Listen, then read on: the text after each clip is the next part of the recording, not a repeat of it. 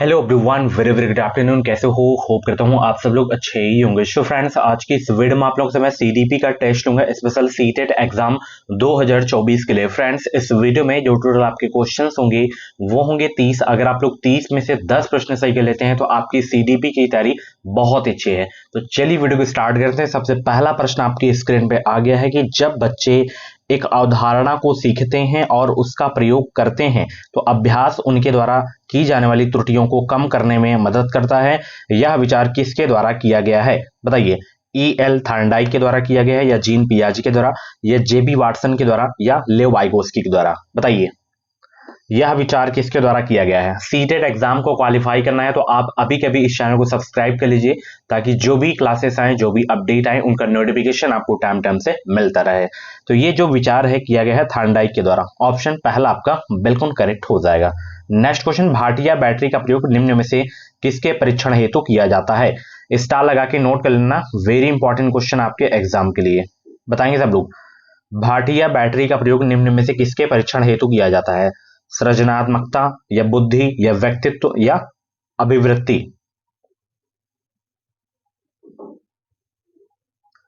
तो ये किया जाता है बुद्धि के लिए। ठीक है, ऑप्शन यहाँ पे आपका जो है बी वाला बिल्कुल करेक्ट हो जाएगा। नेक्स्ट क्वेश्चन आपकी स्क्रीन पे आ गया है, सभी लोग इसका जवाब देंगे। निम्नलिखित में से जो है कौन सा लिंग वर्णन अक्सर लक्षित प्रशिक्षणों और कार्यशालाओं के माध्यम से महिलाओं की एजेंसी को बढ़ाने, सशक्तिकरण और उन्हें अपने जीवन का नियंत्रण स्वयं करने का शक्ति प्रदान करने का पर जो है केंद्रित तरीके से संदर्भित है? विकासात्मक तरीके में महिला, या विकासात्मक तरीके में लिंग, या उत्तर ढांचावाद, या मानवाधिकार आधारित तरीका? तीसरा का जवाब दीजिए। निम्नलिखित में से कौन सा लिंग जो है वर्णन अक्सर लक्षित प्रशिक्षणों और कार्यशालाओं के माध्यम से महिलाओं की एजेंसी को बढ़ाने, सशक्तिकरण और उन्हें अपने जीवन का नियंत्रण स्वयं करने का शक्ति प्रदान करने पर केंद्रित तरीके से संदर्भित है? तो इसका जितने भी लोग ऑप्शन ए जवाब दे रहे हैं विकासात्मक तरीके में महिला, उनका आंसर बिल्कुल सही हो जाएगा। ठीक है, चलिए।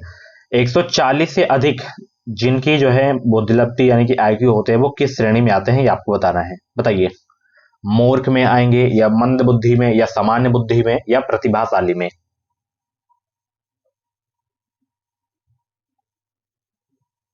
तो वो आएंगे प्रतिभाशाली में। ऑप्शन चौथा आपका बिल्कुल करेक्ट हो जाएगा। जितने भी लोग वीडियो को देख रहे हो फटाफट वीडियो को लाइक कर दो, शेयर कर दो। और भी वीडियोस अगर आप लोगों को देखनी है तो आप प्लेलिस्ट में आके देख सकते हो। प्लेलिस्ट में आपको हर सब्जेक्ट की क्लासेस मिल जाएंगी। ठीक है, चलिए। नेक्स्ट क्वेश्चन आपकी स्क्रीन पे है, शिक्षण से अधिगम पर बल देने वाले परिवर्तन हो सकता है रटने को प्रोत्साहित करके, या अग्र शिक्षण की तकनीक अपनाकर, या परीक्षा परिणाम पर केंद्रित होकर, या बाल केंद्रित शिक्षा पद्धति अपनाकर? बहुत ही अच्छा प्रश्न है, इंपॉर्टेंट भी क्वेश्चन है। बताइए, शिक्षण से अधिगम पर बल देने वाला परिवर्तन हो सकता है बाल केंद्रित शिक्षा पद्धति अपनाकर। ठीक है, हमेशा बाल केंद्रित होना चाहिए। ठीक है, शिक्षा केंद्रित नहीं होना चाहिए। तो यहाँ पे ऑप्शन डी वाला आपका बिल्कुल करेक्ट हो जाएगा। नेक्स्ट क्वेश्चन आपकी स्क्रीन पे है, कोहल वर्ग के अनुसार शिक्षक बच्चों में नैतिक मूल्यों का विकास कर सकता है व्यवहार के स्पष्ट नियम बनाकर, या जो है नैतिक मुद्दों पर आधारित चर्चाओं में उन्हें शामिल करके, या कैसे व्यवहार किया जाना चाहिए इस पर कठोर निर्देश देकर, या धार्मिक शिक्षा को महत्व देकर? 6 का जवाब दीजिए सब लोग। और मॉर्निंग वाली वीडियो अगर आप लोग नहीं देखे हो, एसटीडी प्लान वाली वीडियो जाके देख लेना, बहुत ही जबरदस्त वीडियो है। और पियाजे कोहलबर्ग वाइगोस्की वाली वीडियो नहीं देखे तो जाके देख लेना, कल वीडियो आई है वो। उससे 7 से 8 क्वेश्चन आपको डायरेक्टली एग्जाम में देखने को मिलेंगे। तो कोहल वर्ग के अनुसार शिक्षक बच्चों में नैतिक मूल्यों का विकास कर सकता है नैतिक मुद्दों पर आधारित चर्चाओं में उन्हें शामिल करके कर सकता है। ठीक है, ऑप्शन बी आपका बिल्कुल करेक्ट हो जाएगा। नेक्स्ट क्वेश्चन आपकी स्क्रीन पे है, लिंग भेद एक शारीरिक संरचना है, या सहज गुण है, या जो है सामाजिक संरचना, या जैविक सत्ता? बताइए, लिंग भेद क्या है? लिंग भेद बताइए क्या है? तो ये एक जो है सामाजिक संरचना है। ऑप्शन सी आपका बिल्कुल करेक्ट हो जाएगा। निम्न में से जो है कौन सा बुद्धिमान बच्चे का लक्षण नहीं? इसमें सभी लक्षणों को पढ़िए, फिर आप लोगों को बताना इसमें बुद्धिमान बच्चे का लक्षण कौन सा नहीं इसमें।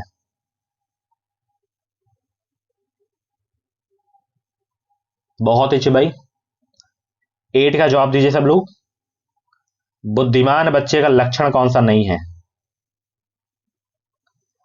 वह जो लंबे निबंधों को बहुत जल्दी रटने की क्षमता रखता है। देखिए रटवाना तो आपको बिल्कुल ही नहीं है, ठीक है, रटंत प्रणाली को आपको बढ़ावा नहीं देना है, तो ये तो गलत हो जाएगा, ठीक है। वह जो प्रभावपूर्ण एवं उचित तरीके से संप्रेषण करने की क्षमता रखता हो, बिल्कुल सही है। वह जो अमूर्त रूप से सोचता रहता है, बिल्कुल सही है। वह जो परिवेश में स्वयं को समायोजित कर सकता है, ये भी आपका सही है। तो बुद्धिमान बच्चे का लक्षण ये पहला वाला नहीं है। जो लंबे निबंधों को बहुत जल्दी रटने की क्षमता रखते हो, ये बुद्धिमान बच्चे का लक्षण नहीं है। 8 का ऑप्शन ए आपका बिल्कुल करेक्ट हो जाएगा। नेक्स्ट क्वेश्चन, व्यक्तित्व के आत्मनिर्भर रिपोर्ट उपायों का एक उदाहरण है, कौन सा एक उदाहरण बताइए।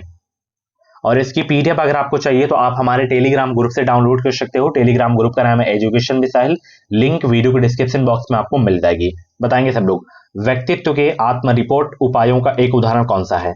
MMPI या वाक्य पूर्ण परीक्षण या रोशार परीक्षण या TAT परीक्षण। तो ये वाला है MMPI, ठीक है। ऑप्शन ए आपका बिल्कुल करेक्ट हो जाएगा। जनसंचार माध्यम समाजीकरण का एक जो है महत्वपूर्ण माध्यम बनता जा रहा है। नीचे दिए गए कथनों में से कौन सा सबसे उपयुक्त कथन है, बताइए। प्रश्न को अच्छे से पढ़िए और दोनों ऑप्शन देख लीजिए। 10 का जवाब दीजिए सब लोग। जनसंचार माध्यम समाजीकरण का एक महत्वपूर्ण माध्यम बनता जा रहा है। नीचे दिए गए कथनों में से कौन सा सबसे उपयुक्त कथन है।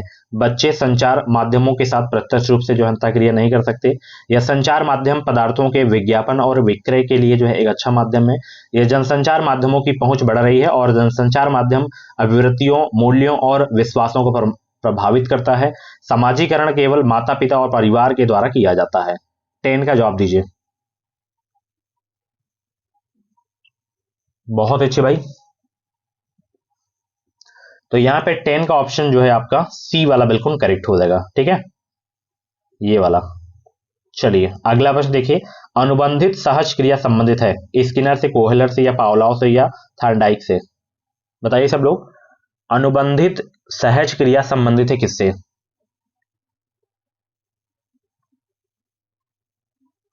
तो अनुबंधित सहज क्रिया संबंधित है, ये पावलाव से संबंधित है। ऑप्शन यहाँ पे आपका सी वाला बिल्कुल करेक्ट हो जाएगा। नेक्स्ट क्वेश्चन, निम्नलिखित में से अधिगम संबंधी कौन सा कथन सही नहीं है, बताइए सब लोग। निम्नलिखित में से अधिगम संबंधी कौन सा कथन सही नहीं है। अधिगम प्रक्रिया में अभिप्रेरणा महत्वपूर्ण है, परिपक्वता का इससे कोई संबंध नहीं है, सहायक सामग्री अधिगम में मदद करती है, या उसे उचित वातावरण चाहिए। निम्नलिखित में से अधिगम संबंधी कौन सा कथन सही नहीं है।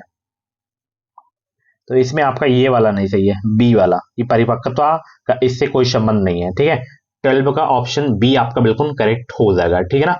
चलिए अगला प्रश्न आपकी स्क्रीन पे आ गया है, सभी लोग इसका जवाब देंगे। निम्नलिखित में से कौन सा जो है किसी बच्चे के सामाजिक विकास को प्रभावित करने वाला व्यक्तिगत कारक नहीं है। मित्र मंडली, बुद्धि, संवेग, या स्वास्थ्य। बताइए, किसी बच्चे के सामाजिक विकास को प्रभावित करने वाला व्यक्तित्व कारक नहीं है, कौन सा।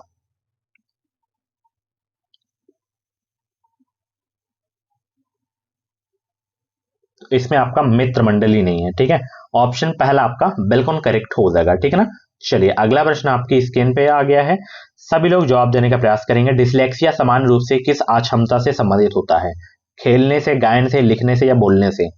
बहुत ही अच्छा प्रश्न है, सभी लोग जवाब देंगे। डिसलेक्सिया सामान्य रूप से किस अक्षमता से संबंधित होता है। तो ये संबंधित होता है लिखने से। किससे होता है, लिखने से होता है। तो ऑप्शन सी करेक्ट हो जाएगा। निम्नलिखित में से कौन सी प्रगतिशील शिक्षा की विशेषता है इसमें, बताइए। प्रगतिशील शिक्षा की विशेषता कौन सी है इसमें। समय सारणी और बैठने की व्यवस्था में लचीलापन, बार बार ली जाने वाली परीक्षाएं, केवल प्रस्तावित पाठ्य पुस्तकों पर आधारित अनुभव, परीक्षाओं में अच्छे अंक प्राप्त करने पर बल। प्रगतिशील शिक्षा की विशेषता कौन सी है। परीक्षाओं में अच्छे अंक प्राप्त करने पर बल आपको नहीं देना है, केवल दिखे जाए तो वो तो आपका निगेटिव होता है। बार बार परीक्षा आपको नहीं लेनी है, ठीक है।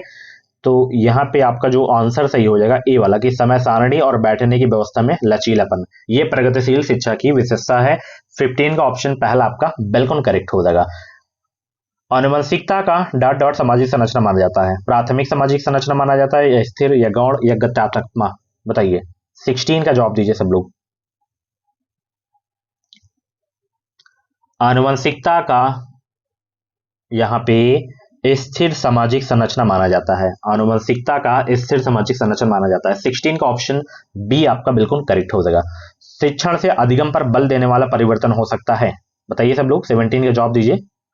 शिक्षण से अधिगम पर बल देने वाला परिवर्तन हो सकता है बाल केंद्रित शिक्षा पद्धति अपनाकर, अग्र शिक्षण की तकनीक अपनाकर, परीक्षा परिणाम पर केंद्रित होकर, रटने को प्रोत्साहित करके।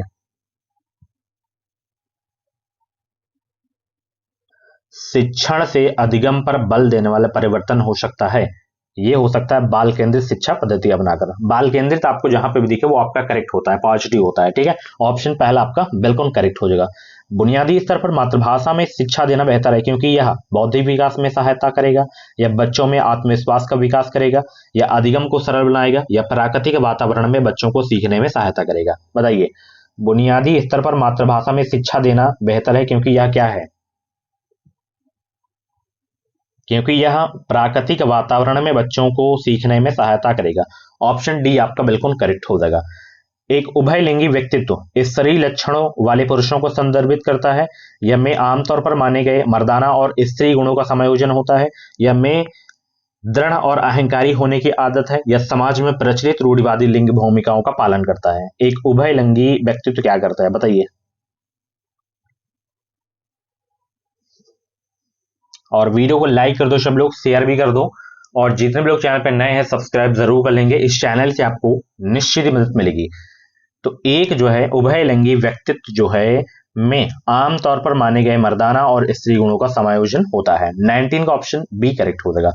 किसने सामूहिक आचेतन का संप्रत्यय दिया था? युंग, सलीवन, फ्राइड या एडलर ने? फटाफट जवाब दीजिए। किसने सामूहिक आचेतन का संप्रत्यय दिया था? 20 का जवाब दीजिए सब लोग। युंग ने दिया था। ऑप्शन पहला आपका बिल्कुल करेक्ट हो जाएगा। प्राप्तांकों के समूह का वह बिंदु जिसके नीचे समूह के आधे प्राप्तांक और जिसके ऊपर समूह के आधे प्राप्तांक होते हैं कहलाता है क्या? मध्यमान, मध्यांक, बहुलांक या मानक विचलन? 21 का जवाब दीजिए सब लोग। प्राप्तांकों के समूह का वह बिंदु जिसके नीचे समूह के आधे प्राप्तांक और जिसके ऊपर समूह के आधे प्राप्तांक होते हैं कहलाता है क्या? वह कहलाता है डियर मध्यांक कहलाता है। क्या कहलाता है? मध्यांक कहलाता है। ऑप्शन सी आपका बिल्कुल करेक्ट हो जाएगा, ठीक है।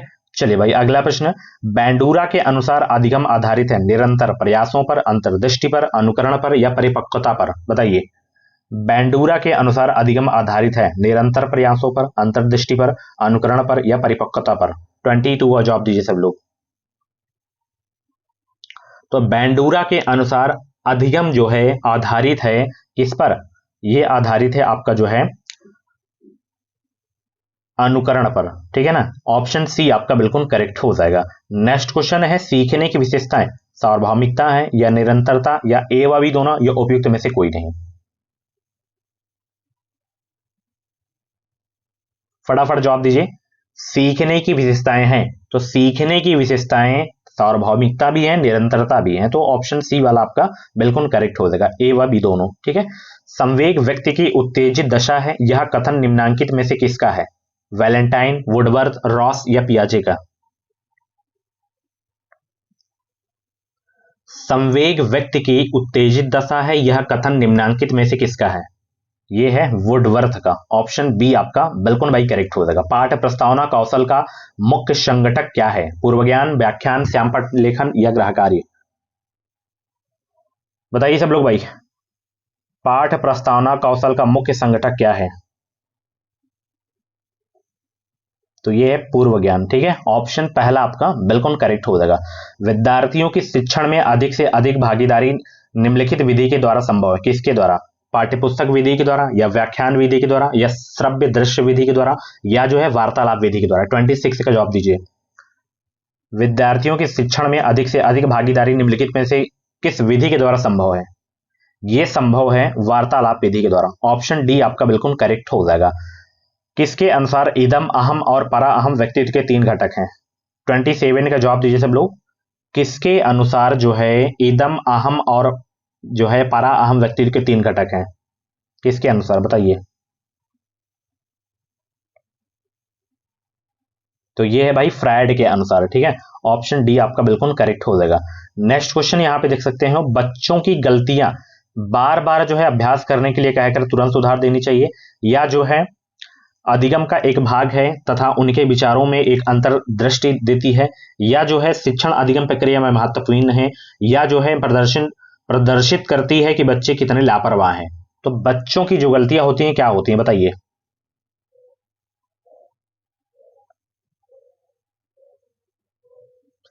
तो बच्चों की गलतियां जो है अधिगम का एक भाग है तथा उनके विचारों में एक अंतर्दृष्टि देती है। तो 28 का ऑप्शन बी आपका बिल्कुल करेक्ट हो जाएगा।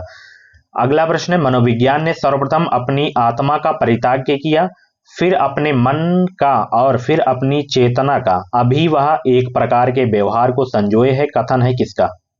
बताइए कथन किसका है? 29 का जवाब दीजिए सब लोग। ये कथन है भाई वुडवर्थ का। किसका कथन है? वुडवर्थ का है। ठीक है, चलिए निम्न में से किसमें अन्वेषण के ऊर्ध्व उपागम का उपयोग किया जाता है? केस अध्ययन, प्रयोगीकरण, सर्वेक्षण या अंतर्दर्शन? तो सर्वेक्षण में किया जाता है। ठीक है, सो फ्रेंड्स ये थी आज की जो है सीडीपी की स्पेशल वीडियो। कैसी रही वीडियो कमेंट बॉक्स में अपना फीडबैक जरूर देना। ऐसी ही डेली वीडियोस देखने के लिए आप हमारे एजुकेशन मिसाइल यूट्यूब चैनल को सब्सक्राइब करिए और बेल आइकन कॉल पे जरूर से जरूर प्रेस कीजिए, ताकि जो भी क्लासेस आए, जो भी अपडेट है, उनका नोटिफिकेशन आपको टाइम टाइम से मिलता रहे। कुछ भी जानकारी चाहिए आप जानकारी ले सकते हो कमेंट बॉक्स में। बाकी वीडियो को लाइक कर देना। 30 में से कितने क्वेश्चन आपके सही हुए हैं कमेंट बॉक्स में रियल स्कोर जरूर बताना।